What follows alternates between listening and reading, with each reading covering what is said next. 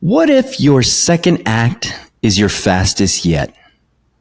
Today's guest didn't toe the line in his 20s. He didn't hit his stride in his 30s.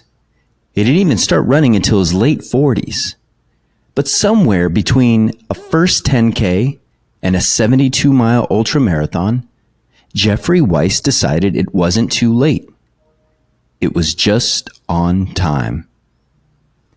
So if you're out there wondering if your best years are behind you, if it's too late to change the script, this one's for you.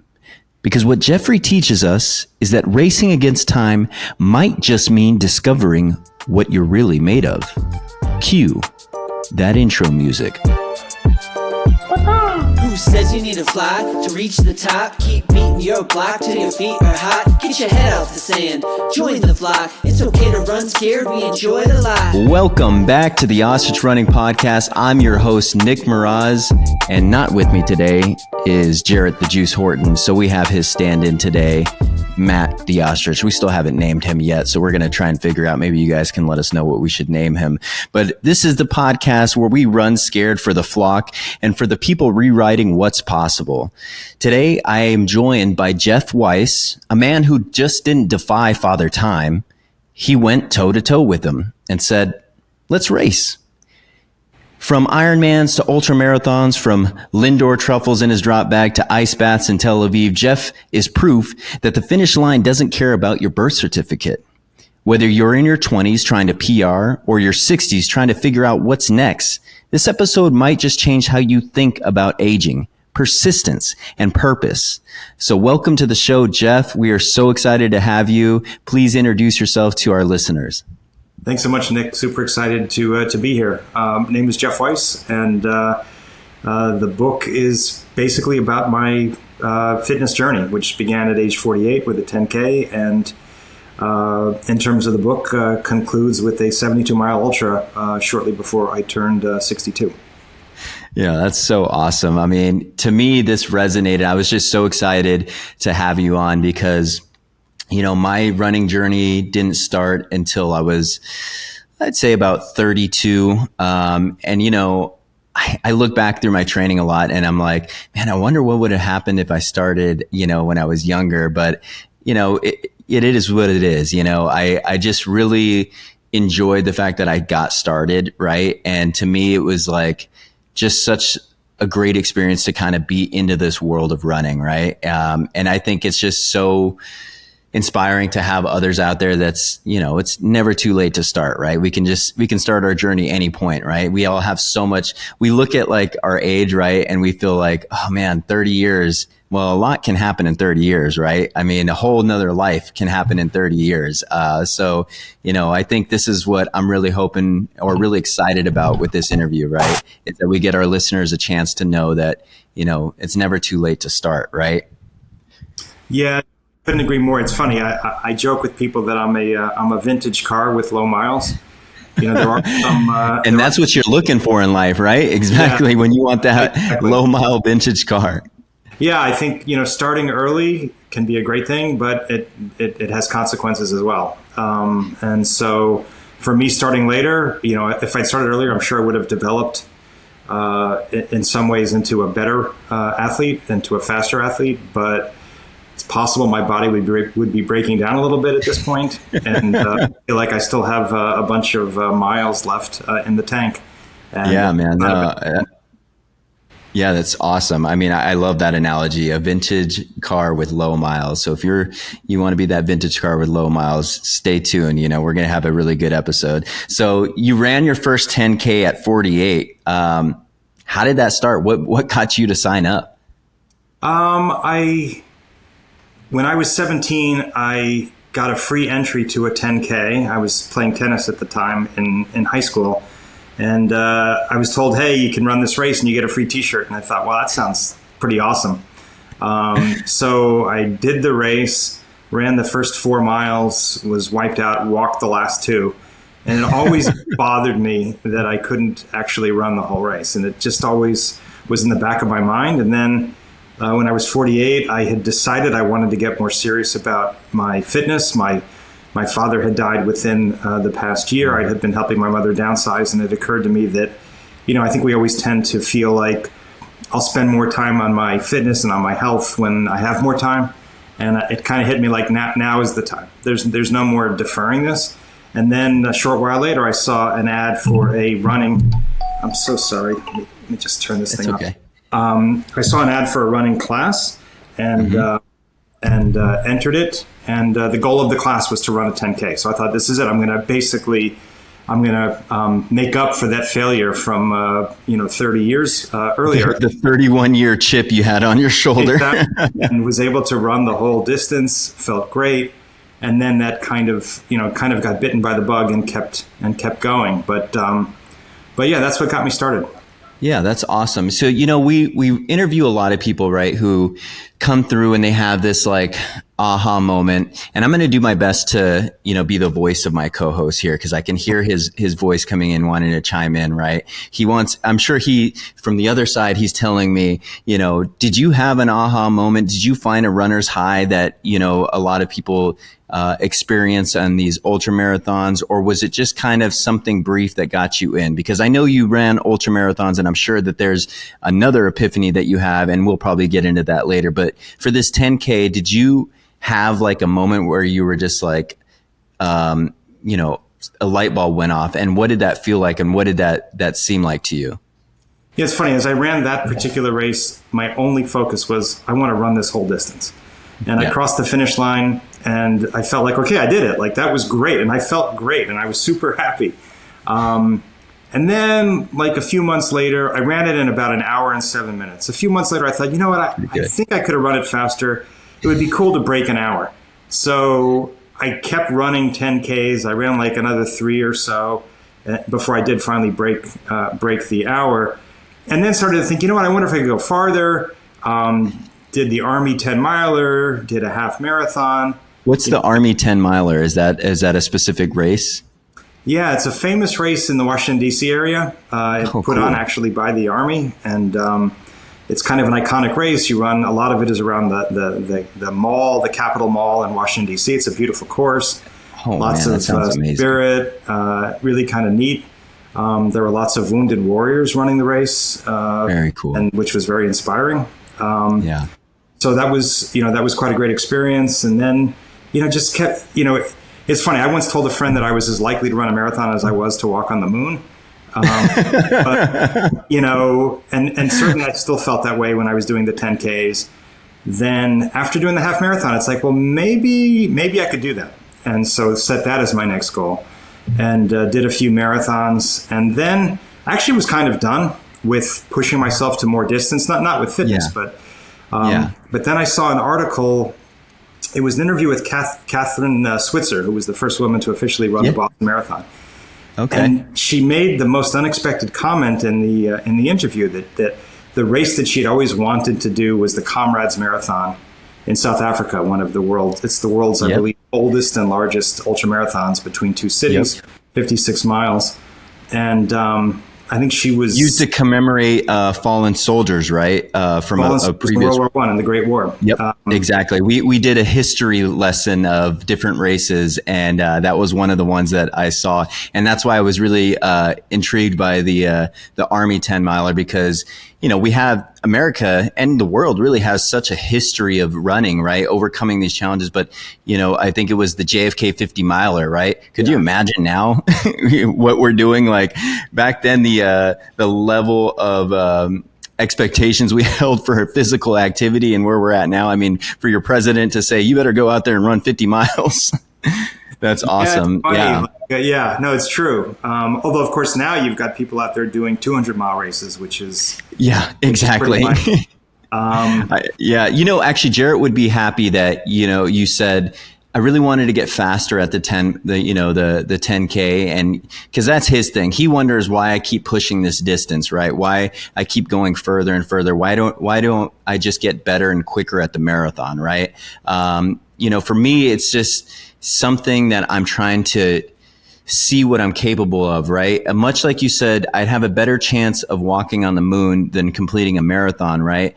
But it's not until you kind of hit these distance moments that you start really believing in yourself a little bit more. Can you tell me a little bit about that transition for you? Like, what was it, what race specifically was it, that 10K or the 10 miler that you said, I'm actually kind of capable of doing something. Let's see how far this will go. Honestly, I think it was the first half marathon. I just remember being exhilarated that I finished it. It was much further. It was more than twice as long as the 10K. It had never occurred to me that I could even run that distance. And so that opened my mind to, well, maybe the marathon. And then, after doing a few marathons, well, maybe an ultramarathon. There was a great quote that I read once by Peter Sagal, those who can't run fast, run long. And certainly I'm somebody who doesn't, who's never run fast at any distance. Preach. That's me. I think to your point, when you accomplish something that you previously thought you couldn't accomplish or that you weren't going to be, up to doing, and then you do it, it gives you such an immense feeling of satisfaction that, wow, I surprised myself. And if I could do this unexpected thing, what other unexpected things can I do, whether in the world of fitness or in other parts of our lives? It opens the whole world up to you. And that, to me, has been the most incredible thing about this whole fitness journey. No, I agree completely because, when I started this journey, so I'm a Navy veteran, suffered from PTSD. I had a lot going on. I'm very open about my journey, getting to this point, right? Self-medicated, a lot of depression, at some point, like something clicked. It was really when my kids came around, right? I knew like I have to do something. I even just had this conversation with my wife last night about it, right? Why I started running, right? I told her, I need to win somewhere. I needed to complete something, right? My whole life had been this journey of, hopping from thing to thing and never really like seeing something through, right? And it really frustrated myself with it. And at the time that I was making this like complete lifestyle change, right? Getting sober, going back to school later in life, getting an education. I had all these things, right? But I think that deep down there was this fear that I complete this? Will I stay sober? Will I change my life completely to be an example for my kids? Will I finish school, right? These were all, the changing my lifestyle and sobriety, that's a forever goal, right? But I knew that like school was going to at least minimum 4 years, right? Would I complete it, right? And training for this marathon gave me something tangible in that foreseeable future that I could actually complete, right? And it just started this rewire. I wasn't a runner. I wasn't anything like, I didn't have running influences. I didn't grow up in the sport. I only played sports, right? But that rewire of crossing the finish line and completing something told me like, man, you're capable of sticking to something, right? And what else can I do? And I obviously continued and stuck with running. I just completely rewired my brain, and it was to really have the other tasks that I, faced on a daily basis. It made them much more manageable. Right. And that's kind of what I got, when I crossed the finish line. And I think it was great. And, it blew my mind going to the ultramarathon distance, because I was dead after a lot of marathons, as I'm sure most people can feel. And I was like, how is it even possible that somebody runs another marathon after a marathon? I was like, there's just no way, right? But sure enough, much like you going to the moon or a marathon, you start, seeing what you're capable of when you stick your mind to it. So you had the Midnight Express race. That was like your first ultramarathon? That was my, I think, fourth or fifth. My first ultra was a 50K that I did in preparation for trying Comrades in 2018. Okay. Comrades has 56-mile race. From in the year that I did it, from Pietermaritzburg to Durban, it reverses direction each year. There are, I believe, 5 checkpoints before you get to the stadium. There's a strict 12-hour cutoff off of the gun, not off of when you cross the start line. Yep. And I got cut at the 5th cutoff, the last one before the stadium, after 51 miles and 11 hours of running. I missed it by a minute 44. But it was fantastic. It was a great experience. It was outside of my comfort zone. I went over 50 miles, which I was very pleased about. And I was pleased that I tried it, and I was pleased that I took the risk. And I think, at this point it's almost trite, but failure can be a tremendous thing. It can be a tremendous teacher. I heard agree. Tim Murphy say the other day, failure is feedback. And I think that is, extremely well put. But to me, it was even more direct than that, because before I took on that race, I knew there was a good chance I would fail. And so I decided to set my goals for following the race before I actually set foot in South Africa. And my goals were a half Ironman the following summer and a full Ironman the summer after that. And I did those things as I had hoped. And so in a very direct way for me, that failure led to, accomplishments that I really treasure.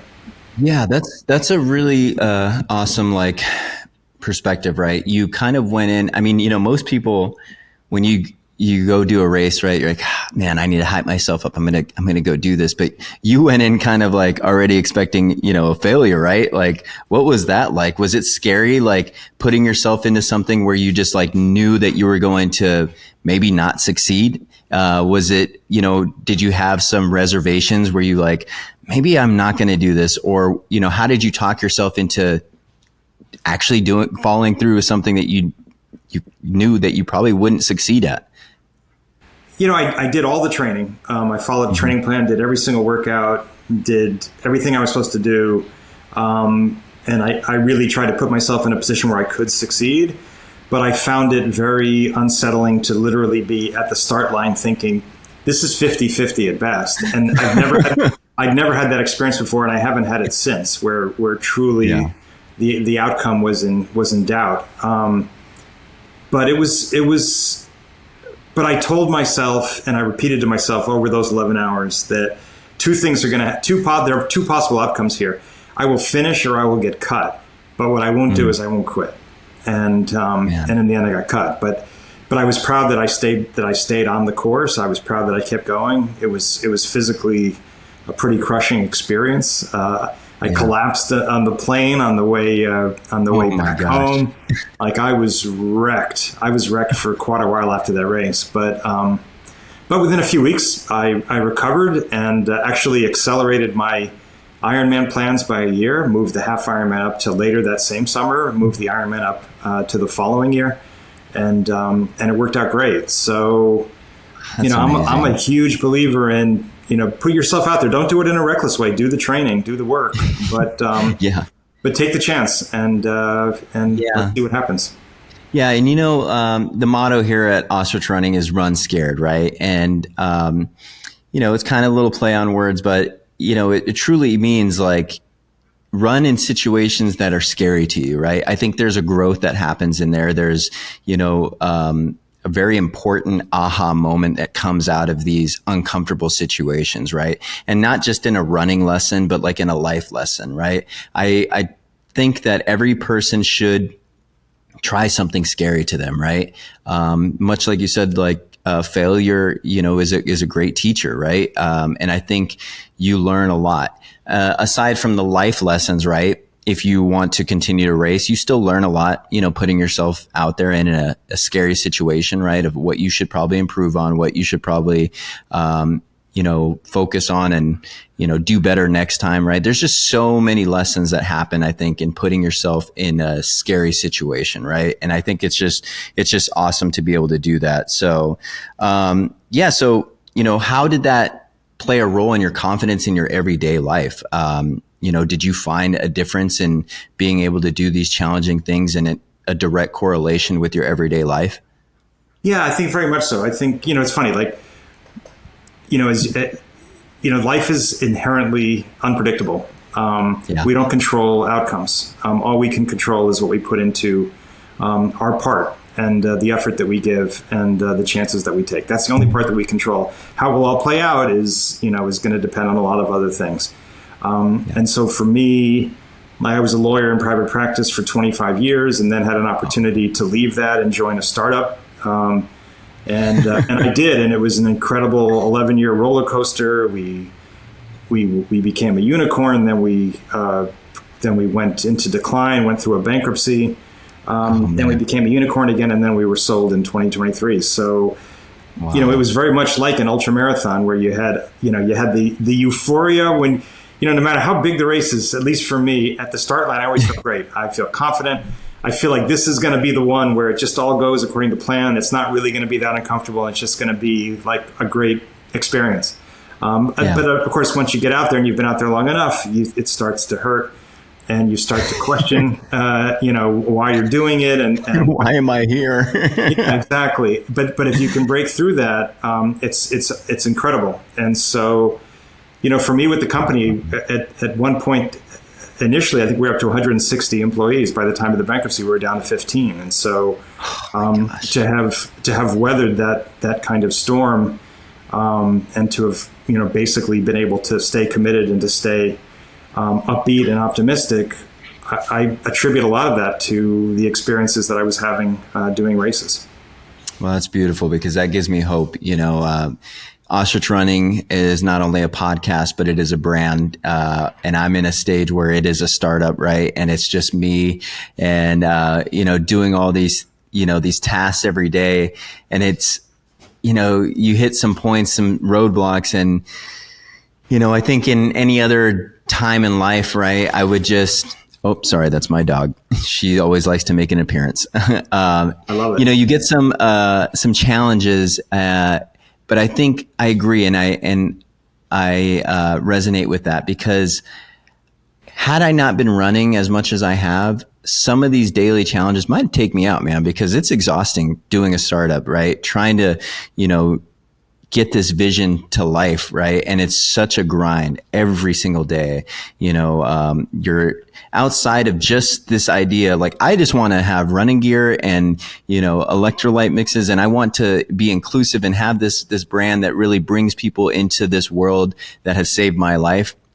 But you don't think about, you need marketing, you need, product, you need to figure out a whole business plan, a lot of things, right, that go in play. And, I'm so happy that I took that leap in that first marathon that I did, because like I said, that rewire, has allowed me to continue the fight and just keep pushing through with this brand. And, again, maybe you're not an entrepreneur, maybe you're in corporate America. These things are grinds, right? You gotta stay committed and find that entrepreneurial ultra marathon spirit in whatever it is that you're doing, right? And make it exciting and make it fun, and know that not every day is going to be, a fantastic day. Much like in running, you can, I think you said it earlier, great, where you said you can prepare as much as you can, do everything that you can, but in the end, you don't have control on the outcome. The race is going to be what it's going to be. Your job's going to be what it's going to be. Life is going to be what it's going to be. And, just weather the challenges, weather the hits on the chin, right? So to speak. So, it's just so good, so good. I think it's Carol Dweck, of course, talks very famously about the importance of a growth mindset as contrasted to a fixed mindset. And I think with running and triathlon, I was able to show myself that things that I previously thought I couldn't do, I actually could do. And it really cultivated for me a growth mindset. And then, going into the business world, not having been in the business world previously, I was able to actually take on challenges that I never would have thought were within my comfort zone, were things that I was capable of. And, I'm imagining you're finding the same kind of thing, that, marketing tasks and things like that.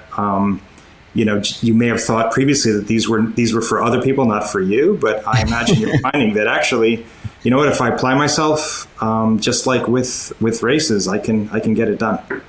Yeah, no, I 100%, and like I kind of touched on earlier, right? I went back to school a lot later in life. I was a 31-year-old student, freshman with all these 18-year-old kids. And it was so cool though, because I had a new perspective on life, right? I was able to learn and, fast forward, I'm getting my undergrad and I'm like, how much further can I go? And I think that was the, ultra mindset, right? The growth mindset, like, well, what else can I do?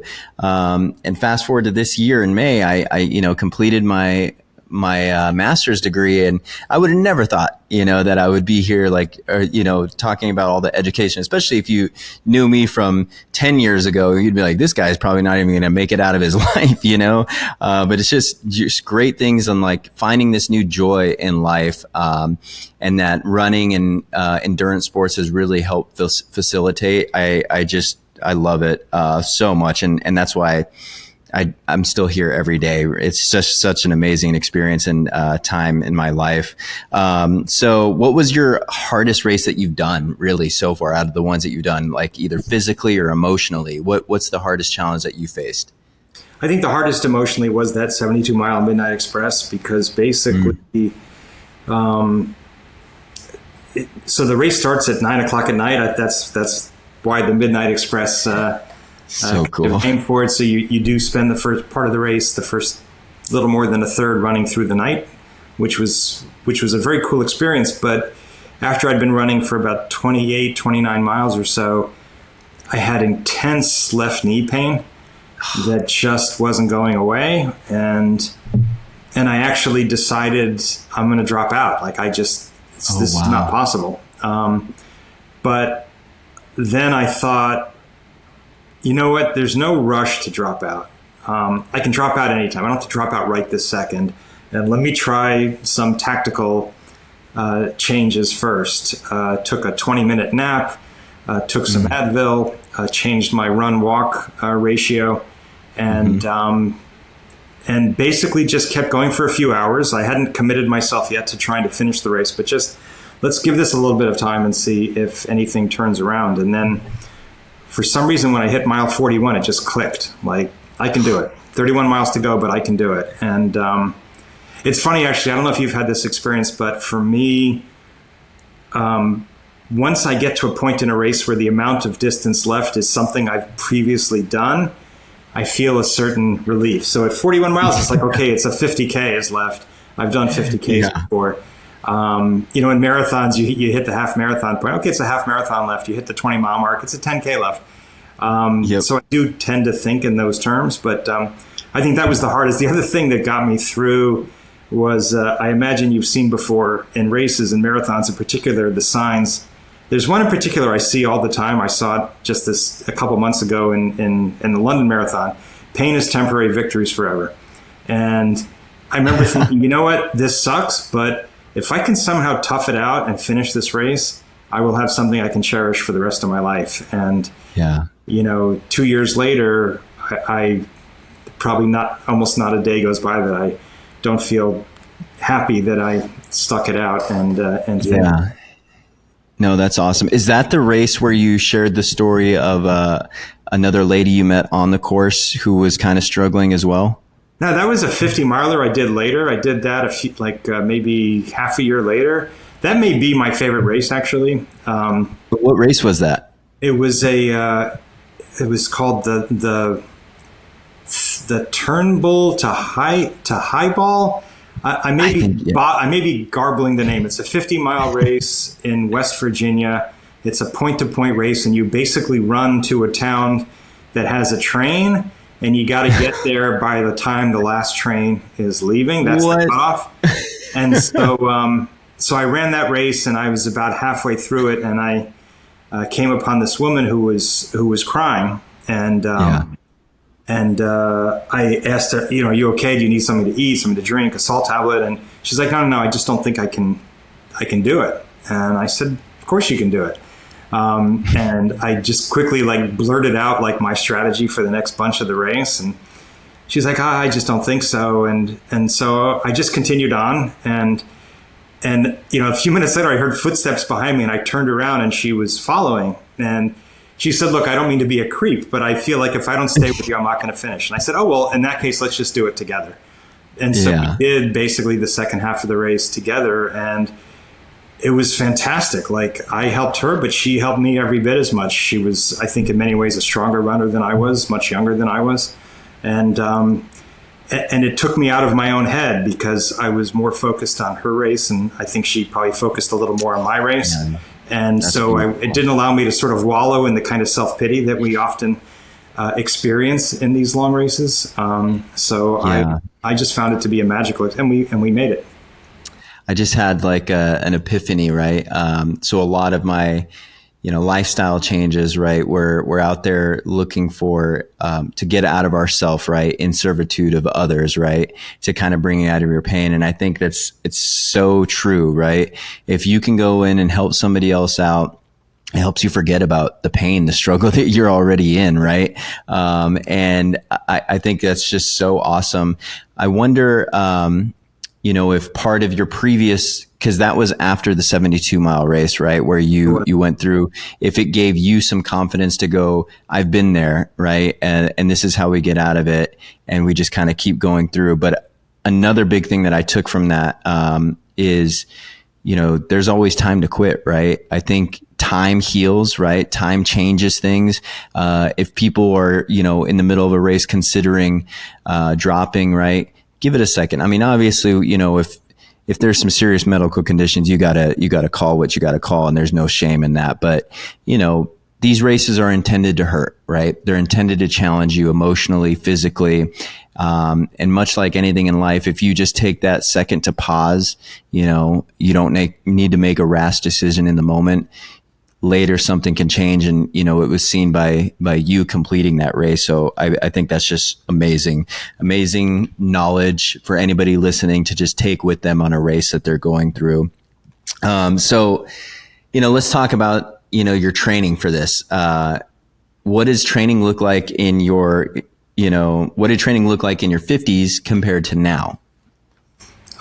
It's not that different, I guess, with one exception. I mean, basically, I think before I started to do ultras, I restricted my running to 3 days a week. I cycled typically 2 days a week and swam 1 or 2 days a week. And there might have been a little bit of doubling up in there. But I guess probably mostly 3 days running, 2 days cycling, 1 day swimming. When I started to get into ultras, I upped the running to 4 days and started to do sandwich runs, essentially a long run and a shorter long run on consecutive days. And that actually has really worked out nicely for me, and I still do those. That's kind of what I'm doing too. 25 plus miles one day, and then the next day, little 13, 16, 20, whatever. It's brutal, man. Training for ultras is such a time consumption, because you're training for a 100-miler, which I have not done, and my hat is any desire to do 100. I've toyed with the idea. It's brutal, man. It's like historically rejected it, but it's still dancing around in my head, and I can't work it out entirely because part of me wants to always ratchet up the difficulty factor and climb that next mountain. I don't know that I'll do it, but and I don't have firm plans to do it. But I'm open to the possibility. I do think about it every few months. But now basically I run 4 days, I cycle 2, and actually I swim 4. So there's a lot of doubling up. But I love swimming, and so. And it's some friends of mine have asked me if I'll ever do an Ironman, and that's kind of to me it's like another investment for me. Like I'm like I'll be the guy out there on a Huffy bike because I can't afford one of those nice bikes, right? But maybe. I mean, how long does like a full marathon, for like the middle of the pack people usually take? In an Ironman race? Yeah. Could take 6 hours. Okay. They're slow. That's for the full Ironman? Yeah. Okay, wow. 17 hours to complete the race. And the cycle is, of course, the longest part of it. You basically have about a 10-hour, 30-minute cutoff from the start of the race till the finish of the cycle. And so you have about... you have well over 7 hours, 8 hours even, to do the marathon. Yeah. Even if you're going that slow and you're barely making the cutoffs along the way. I think it's 2.5 hours to finish the swim, and then like another 8 hours to finish the cycle. And then you would have another, I guess, 8.5 hours to do the run. So there's a lot of time. I mean, I read somewhere once about Ironman. It's a long day, but at least it's catered. No, it's a long, brutal day, but you don't have to do it at the speed of light. Yeah, my co-host Jared knows that I find a lot of joy in the eating at these races, and and even the training for a race. I really get to eat quite a bit, and I love it. And I think I need to continue some sort of motion in my life because I love just saying I'm carb loading, right? But that's just my excuse to eat a lot, right? But your book, right? Racing Against Time. Let's just jump into that a little bit. What does that mean to you, racing against time? It kind of has a double meaning. Obviously racing against time in part is time is a factor in races, even if you're not trying to run a race fast, and especially if you don't run fast, you may have to be concerned about time cutoffs. So the time is always a factor in races. It's something, and I do actually care a bit about my time. I do, it is a goal. It was a goal for me to break an hour in the 10K. Later it became, after my first marathon, which was over 5 hours, became a goal to break 4.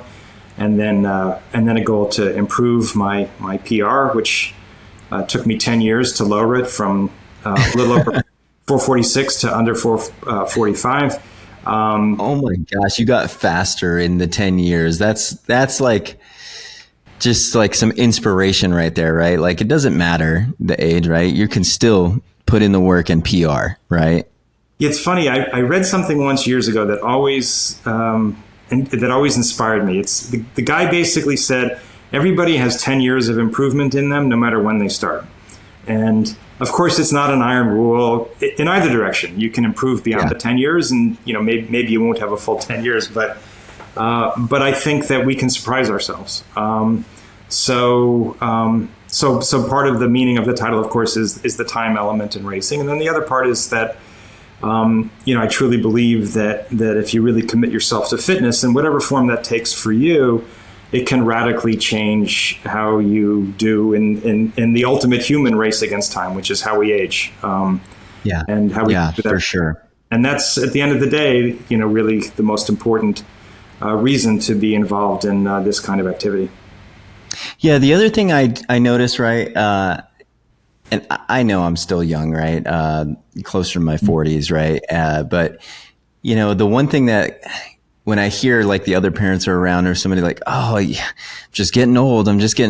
I kind of shudder at it. I'm like, no, we're not even old yet. And I don't even want to get that in my mind, right? I don't even want me to be like, oh, it just comes with age, right? Your knees and your back start hurting. I'm like, that doesn't have to be the case. We can just keep going, right? I think we can, I think once you kind of give weight to those words is when the aging process really starts, right? I mean, with injury, with, age, whatever it may be, I try not to give it real estate, right? I just don't want that. I just want to be, most of us I have kids now, but I feel like sometimes I didn't even grow up at all. Like I still have that mindset of when I was younger, right? Just let's go full force. I want to do it all. Let's have a good time, right? So I think that's my personal race against time is I just want to keep doing as much as I can until my body truly says, all right, enough, right? But I don't know if my body will say that as long as I keep active, right? And starting it now is just important. I just don't want to give it weight. It scares me when people say, it's just getting old, right? So I think they're surrendering in a way that they don't need to. I do credit you. I think that it's important to retain and I think we can retain for our whole lives, that childlike delight in the world. The world is an amazing place, and there's so much fun and adventure to be had if we're open to it. I think how we age is not 100% in our control, like so many things, or like True. Pretty much everything, but it is in significant part influenced by the decisions that we make. And if we pursue fitness in a sustained way, it will have a positive impact on your health. It's not like buying a lottery ticket. I mean, you can. But I think also to do it for the long term, you do have to master those skills of listening to your body, taking injuries seriously, taking rehab seriously. And there are likely to be some, some injuries along the way, and that's okay. It's kind of a cost of doing business, but you got to handle it the right way if you really want to be doing this for the rest of your life, which I think should be the goal.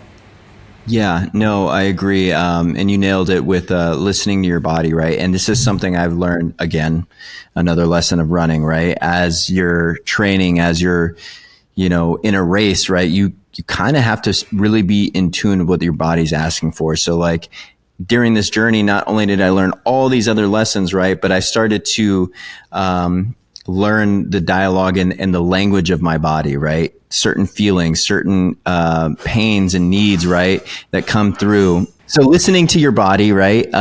Listening to that has been like a lesson that I've really learned, what it is telling me, right?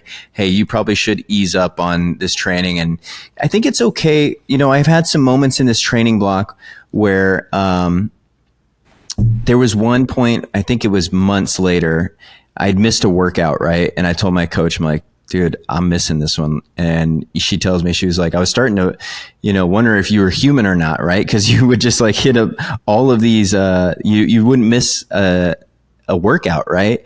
And she's like, it's okay, one workout isn't going to make your race, right? It's a culmination of all of these things that you find success, right?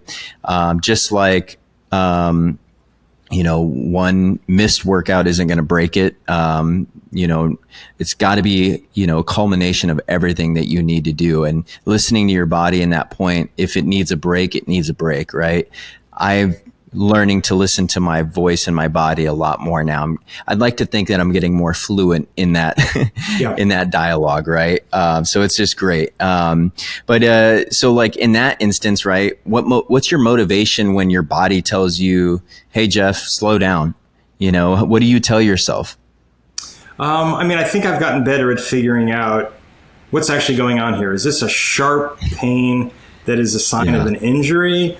Or is this just the kind of discomfort that's an inevitable part of running long races? There was a great quote by Anne Trason that I actually first saw on a sign at a race. It was, the pain gets worse, but only to a point. And that actually has been my experience in long races, which is you run, you feel great at the beginning, then it starts to hurt, and it starts to hurt a little bit more, and it starts to hurt a little bit more, and then it basically plateaus.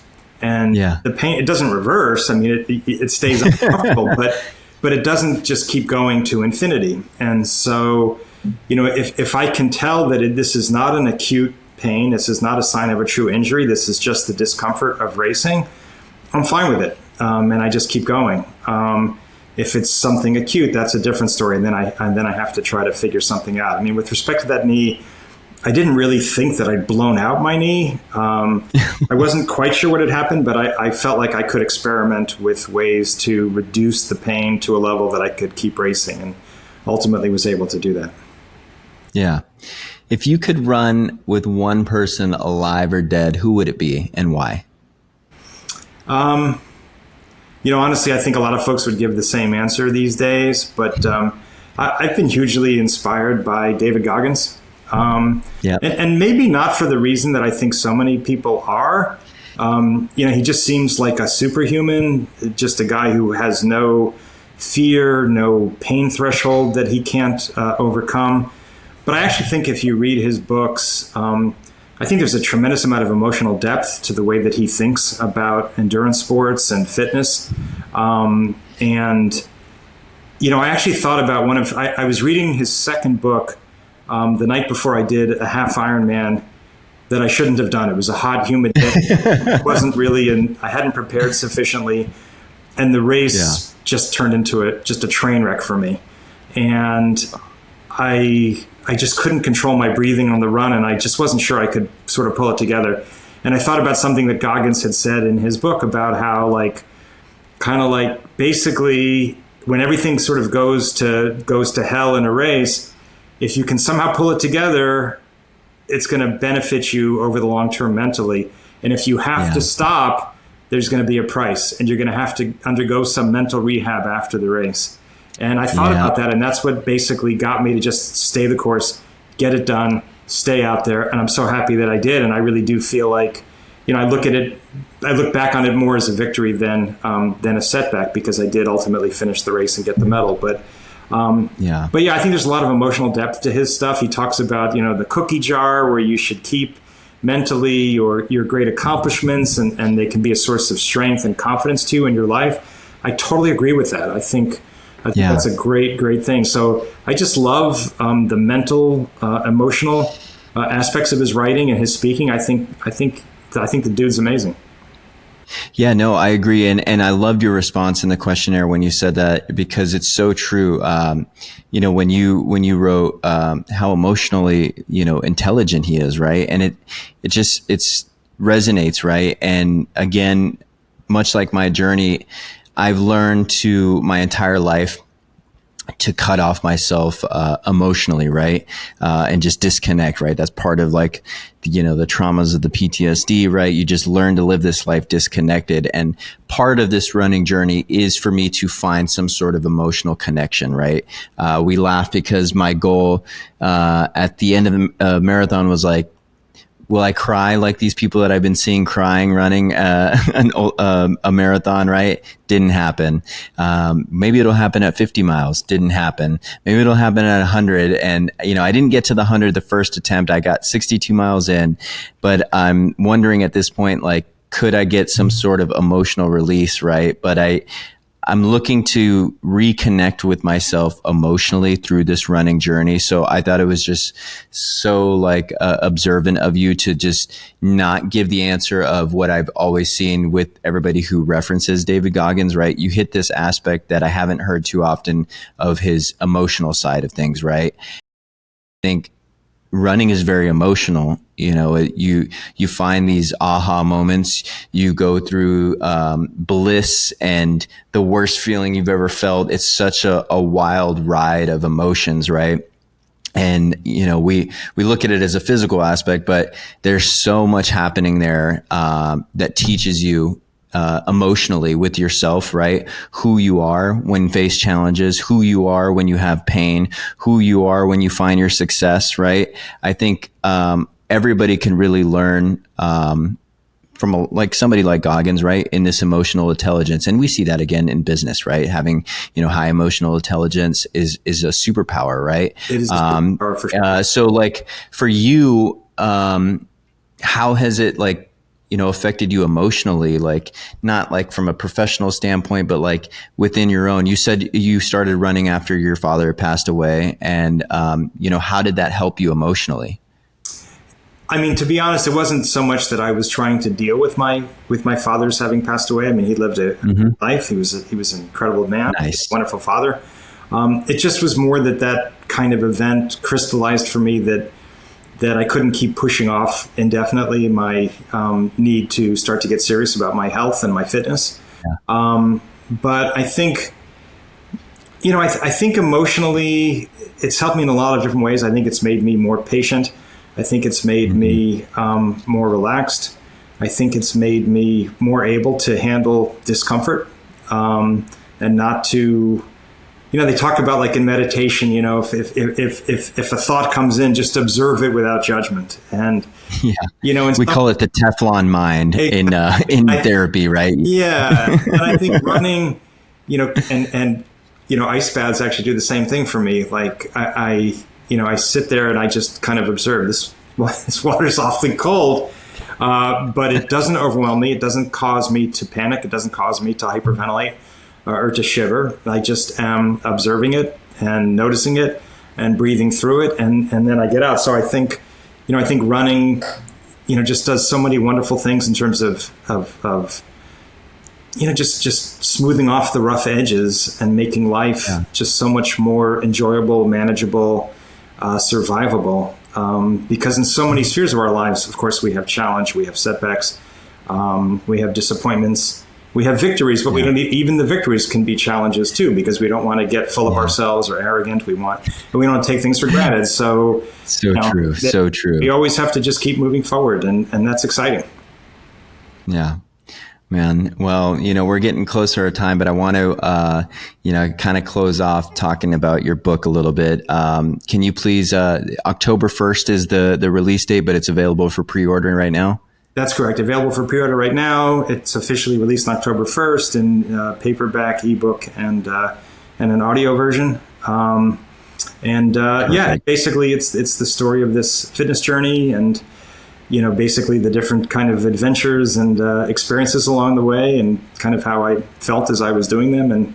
And it was a tremendous amount of fun to write, tremendous amount of fun to live. And it's still going. I've done a lot since the book came out. And I think, I just want to encourage folks to, really take on challenges that might be outside their comfort zone a bit.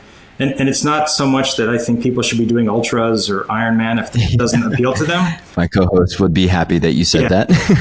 but find your thing. But we should be in movement, and we should be moving our bodies. We should be exercising in a way that speaks to us and that gives us pleasure and that enhances our lives. I think that's just so important these days. No, I agree. And it's, I'm glad you prefaced it with that, right? Because I do, I have this show and I talk about my ultramarathons and, but I'm not necessarily trying to push people into a crazy distance, right? This is just something for me. I do find a little bit of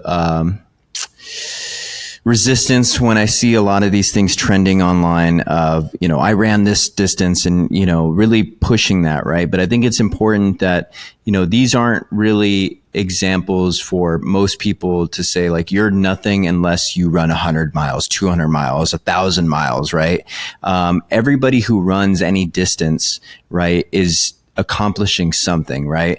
It's why on our social media, right, I will share and post any distance that you ran because I think it's just important for that movement alone, right? I don't want Ostrich Running to be a brand where we are elite runners and we are the fastest runners. We do all this, right? I think it's important for us to, garner people into this life of movement, right? And be welcoming, saying, we do whatever pace, we do whatever distance. I think it's the challenge. And the hardest part is starting, right? The hardest part is just getting a habit, a healthy habit. And it's so crazy. Like we can start these negative habits so easily in our life, but these ones that we probably really should do, it takes a lot of work, but I think it's that, that cliche saying, right? Like, good things take time, right? If it is something worthwhile, it might be a little difficult, but, I think we all should do it. And I all think we should, represent the sport or any movement in any way, in that light, right? Just saying, find something that's you're capable of, that challenges you, because we're all different people, right? I don't want to see somebody go destroy their bodies on a 100-mile race. If that's, you don't have to prove yourself on distance, just prove yourself with consistency, right? I think that's the biggest win. Yeah. But yeah, so, I think it's great, man. I can't wait to read the book. I can't wait to have others read the book. I will be posting the link to the pre-order in the show notes. But any last messages that you have for our listeners out there? Any final thoughts, final words before we head off? I think I just want to say thank you. Also, I had such a great time talking to you, and when I saw your questionnaire, I saw the book. You and it nailed, man. I was like, this is the guy I'm so happy to have on, because it's never too late to start. But do you have anything that you want to say to our listeners or other people? Sure. Considering. First, I just want to really thank you for having me on, and thank you for sharing your story. I'm very inspired by what you're doing, and I'm going to follow closely how you do with this 100-miler, because I do think it's a worthy goal, and I think you're going to nail it. And I think you're going to be thrilled. Although I think you may not cry this time as well when you find it. But I think what you find is there is a slow sort of burn of satisfaction and happiness that will stay with you for quite some time, maybe for the rest of your life. But I think, what I would want to share with people just is that, we have this one life, and we have a lot to say as to how we live it. And life, I think, is more fun when we are in the game, when we are vital, when we are fit, when we are healthy, when we're active. And we should prioritize those things. And if we do it the right way, it will be life enhancing today. It's not something miserable that we do because we think maybe possibly it'll pay dividends 10, 20, 30 years from now. It's for today. It's for next week, next month. And so, I can't encourage people strongly enough to, really look at this issue of fitness in your life and try to find a way to make it work for you. You will not regret it. Man, beautiful, Jeff. Thank you so much for spending some time with us today. Please hang out for a second after while I close the show out. So that's another episode of the Ostrich Running Podcast. Just some great words of wisdom today. Wouldn't you say so, Matt the Ostrich? You need to get the juice back over here.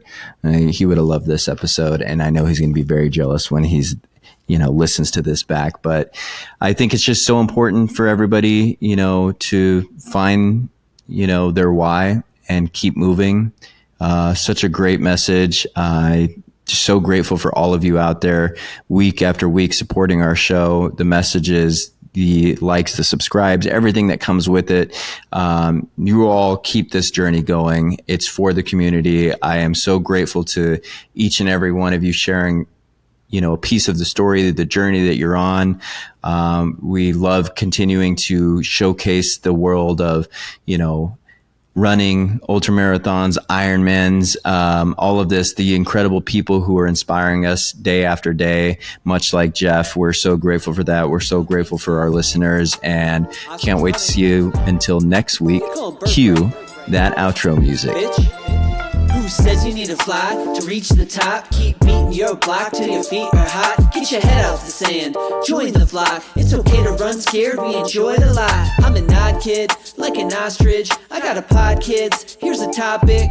Blaze your own trail, don't be cautious. 2 birds, 1 stone's how I rock it. Can't make an omelet without breaking a shell. But the say grew up, now I'm raising hell. Haters gonna hate, yeah, they praying you fail. So put in the work, whether pavement or trail. The greats fell down, but they got to the feet. Run your own race, put this pod on repeat. Shake your tail feather, keep nodding your beaks. Ostrich gang, or you're not my peeps. Who says you